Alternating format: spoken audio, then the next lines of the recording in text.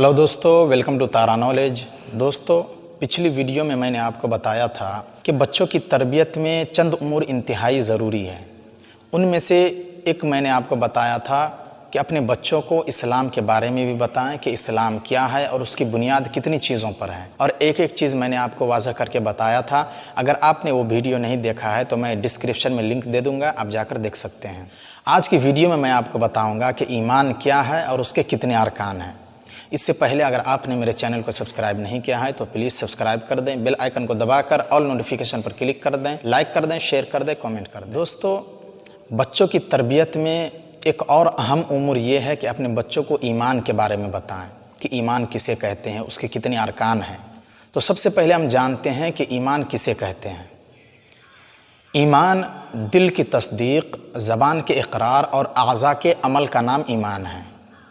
मतलब ये है कि आपको दिल से भी तस्दीक करना है, ज़बान से भी बोल कर इकरार करना, अपने जिस्मानी आज़ा से अमल करके भी बताना है, नमाज़ पढ़ के बताना है, रोज़ा रख के बताना है, सदका व खैरात करके बताना है, इसी तरह से नेकी का हुक्म देकर दिखाना है, बुराई से रोकना है। तो जिस्मानी आज़ा के ज़रिए से अमल करके भी बताना है, इसको ईमान कहते हैं। ईमान किसे कहते हैं? दिल से तस्दीक, ज़बान के इकरार और आज़ा के अमल का नाम ईमान है। अब अपने बच्चों को बताएं कि ईमान के कितने अरकान हैं। रसूलुल्लाह सल्लल्लाहु अलैहि वसल्लम का इरशाद गिरामी है, अन तुमिना बिल्लाहि व मलाइकतिही व कुतुबिही व रुसुलिही वल यौमिल आखिरी वल क़द्रि खैरिही व शर्रिही मिनल्लाह। ईमान ये है कि तू अल्लाह पर ईमान लाए, उसके फ़रिश्तों पर ईमान लाए, उसके किताबों पर ईमान लाए, उसके रसूलों पर ईमान लाए, इसी तरह यौम आखिरत पर, क़यामत के दिन पर ईमान लाए, और इस बात पर ईमान लाए कि अच्छी और बुरी तकदीर अल्लाह की तरफ से होती है। तो दोस्तों, ईमान के कितने अरकान हैं? ईमान के 6 अरकान हैं। अब अपने बच्चों को इन 6 अरकानों को अलग अलग समझाएं। तो आइए हम सबसे पहले जानते हैं कि अल्लाह पर ईमान लाने का क्या मतलब है। अल्लाह पर ईमान लाने का मतलब ये है कि अल्लाह के वजूद को तस्लीम करना और इस बात पर पुख्ता यकीन रखना कि अल्लाह ही हमारा परवरदिगार, खालिक व मालिक है और वही तमाम तर इबादत का मुस्तहिक है। अल्लाह ताला कुरान के अंदर फरमाता है, ज़ालिका बिअन्नल्लाह हुवल हक़्क़ु व अन्नमा यदऊना मिन दूनिहिल बातिलु व अन्नल्लाह हुवल अलियुल कबीर। यह इसलिए है ताकि तुम जान लो अल्लाह ताला ही बरहक है और उसके सिवा जितने माबूदों को ये लोग पुकारते हैं वो सब के सब बातिल हैं। अपने बच्चों के ज़हन में अच्छी तरह से यह बात बैठा दें कि अल्लाह रब्बुल आलमीन ही तमाम तर इबादत का मुस्तहिक है।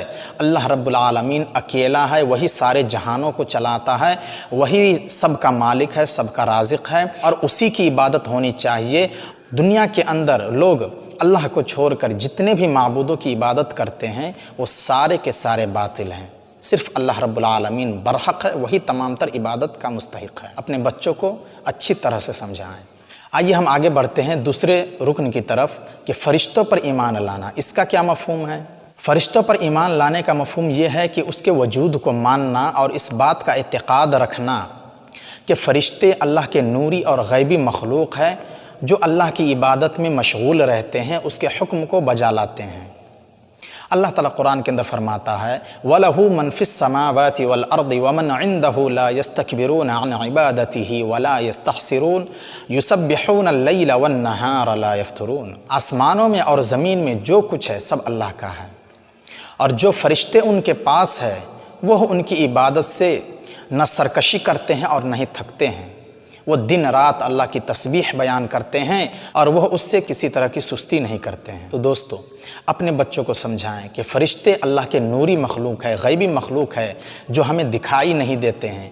अल्लाह ताला की इबादत में हमेशा वो मशगूल रहते हैं, वो कभी थकते नहीं हैं। दिन रात वो अल्लाह की तस्बीह बयान करते हैं, अल्लाह की इबादत करते हैं और अल्लाह तबारक व तआला उसके ज़रिए से अपने रसूलों पर वही नाजिल करता है, अपने रसूलों पर दीन के अहकाम को पहुँचाता है। तो अपने बच्चों को बताएं कि फ़रिश्ते का वजूद है, वो हमें दिखाई नहीं देते हैं, वह गैबी मखलूक हैं। इसी तरह से अल्लाह की किताबों पर ईमान लाना, इसका क्या मतलब है? इसका मतलब ये है कि अल्लाह तबारक व तआला ने आसमान से जितने भी किताबें अपने रसूलों पर, अपने अंबिया किराम अलैहिस्सलाम पर उतारा है, उन्हें बरहक तस्लीम किया जाए और उनमें से उन अहकाम पर अमल किया जाए जो अभी तक मनसूख नहीं किए गए हैं। तो दोस्तों, अपने बच्चों को बताएं कि अल्लाह तबारक व तआला ने आसमान से चंद किताबें नाजिल फरमाई हैं अपने रसूलों पर, اس پر بھی ایمان لانا ضروری ہے، لیکن ہمیں ان احکام پر عمل کرنا ہے جو کہ ابھی ناسخ ہے، اسے منسوخ نہیں کیا گیا ہے، ہمیں انہی احکام پر عمل کرنا ہے۔ اب آئیے ہم چوتھے رکن کی طرف چلتے ہیں کہ رسولوں پر ایمان لانے کا کیا مطلب ہے۔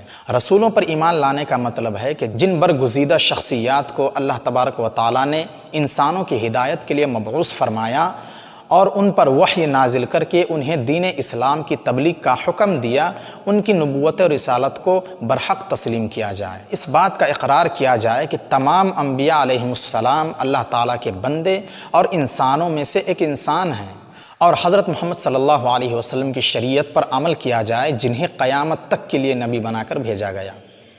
اللہ تعالیٰ قرآن کے اندر فرماتا ہے فَلَا وَرَبِّكَ لَا يُؤْمِنُونَ حَتَّى يُحَكِّمُوكَ فِي مَا شَجَرَ بَيْنَهُمْ ثُمَّ لَا يَجِدُوا فِي أَنفُسِهِمْ حَرَجًا مِّمَّا قَضَيْتَ وَيُسَلِّمُوا تَسْلِيمًا۔ قسم ہے تیرے پروردگار کی، یہ مومن نہیں ہو سکتے جب تک کہ آپس کے اختلافات میں آپ کو حاکم نہ مان لیں، اور آپ جو بھی ان میں فیصلہ کر دیں وہ اس سے اپنے دل میں کسی طرح کی تنگی محسوس نہ کریں اور فرما برداری کے ساتھ قبول کر لیں۔ دوستو اپنے بچوں کو بتائیں کہ رسول جو ہوتے ہیں وہ انسانوں میں سے ہوتے ہیں، وہ فرشتوں میں سے نہیں ہوتے ہیں، وہ انسان ہوتے ہیں، ہماری طرح باتیں کرتے ہیں، ہماری طرح چلتے پھرتے ہیں، ہماری طرح کھاتے پیتے ہیں، وہ انسانوں میں سے ہوتے ہیں۔ اللہ رب العالمین نے اس کو چن لیا ہوتا ہے دین کی خدمت کے لیے، انسانوں کی ہدایت کے لیے، پھر اللہ تبارک و تعالی وحی کے ذریعے اپنے رسولوں پر دین کے احکامات کو نازل کرتا ہے، پھر وہ رسول انسانوں کو بتاتا ہے، مسلمانوں کو بتاتا ہے۔ اپنے بچوں کو بتائیں جب بھی کسی مسئلے میں ہمارا اختلاف ہو جائے تو ہم اللہ اور اس کے رسول کی طرف لوٹیں، اور اللہ اور اس کے رسول یا ان دونوں میں سے کوئی ایک جو بھی فیصلہ کر دیں ہم سے قبول کریں۔ دوستو آئیے ہم پانچویں رکن کی طرف بڑھتے ہیں، قیامت کے دن پر ایمان لانا۔ اس کا کیا مطلب ہے؟ اس بات کا پختہ یقین کرنا کہ مرنے کے بعد قیامت کے دن دوبارہ زندہ ہونا ہے اور حساب و کتاب کے لیے ہمیں اللہ کے سامنے پیش ہونا ہے۔ قیامت کے دن دو ہی ٹھکانے ہوں گے، یا تو جنت یا پھر دوسرا جہنم، مومنوں کے لیے جنت اور کافروں کے لیے جہنم۔ اللہ تعالیٰ قرآن کے اندر فرماتا ہے زعم الذین کفروا ان لن یبعثوا قل بلی وربی لتبعثن ثم لتنبؤن بما عملتم وذلک علی اللہ یسیر۔ کافروں کا خیال ہے کہ انہیں دوبارہ زندہ نہیں کیا جائے گا۔ آپ کہہ دیجئے کیوں نہیں، اللہ کی قسم تمہیں ضرور بالضرور دوبارہ اٹھایا جائے گا، اور تم جو کچھ کرتے ہو اس پر تمہیں یقیناً خبردار کیا جائے گا، اور یہ کام اللہ پر بالکل آسان ہے۔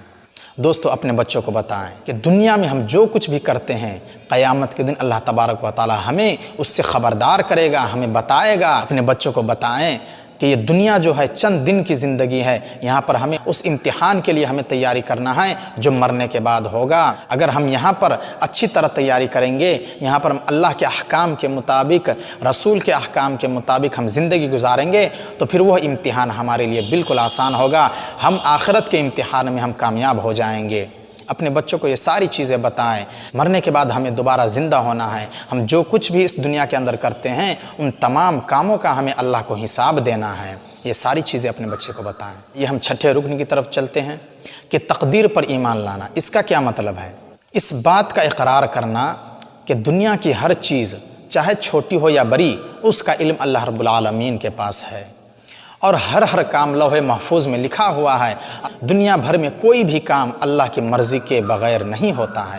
اللہ تعالیٰ قرآن کے اندر فرماتا ہے وَكُلَّ شَيْءٍ أَحْصَيْنَاهُ فِي إِمَامٍ مُّبِينٍ، اور ہم نے ہر کام کو ایک واضح کتاب میں ضبط کر رکھا ہے۔ اپنے بچے کو بتائیں کہ تقدیر لکھی جا چکی ہے، انسان کے اوپر جو بھی مصیبتیں آتی ہیں، جو بھی پریشانیاں آتی ہیں وہ اس کی تقدیر میں لکھی جا چکی ہیں، جو بھی اس کی زندگی میں اونچ نیچ ہوتے ہیں وہ ساری ان کے تقدیر میں لکھی جا چکی ہے۔ اس بات پر ایمان رکھیں کہ جو بھی ہماری زندگی میں ہو رہا ہے وہ سب ہمارے تقدیر میں لکھا جا چکا ہے۔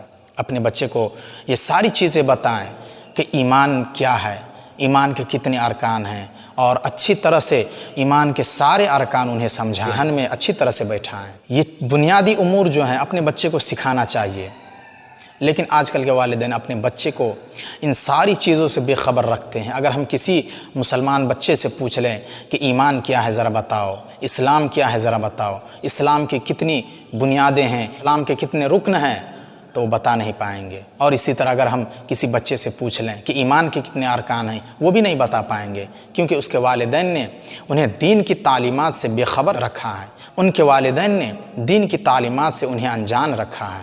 تو دوستو، ہم مسلمان ہیں، ہمارے لیے جاننا ضروری ہے کہ ایمان کیا ہے، اسلام کیا ہے، قیامت کیا ہے، رسول کون ہیں، فرشتے کون ہیں، یہ ساری چیزیں ہمارے لیے جاننا ضروری ہے۔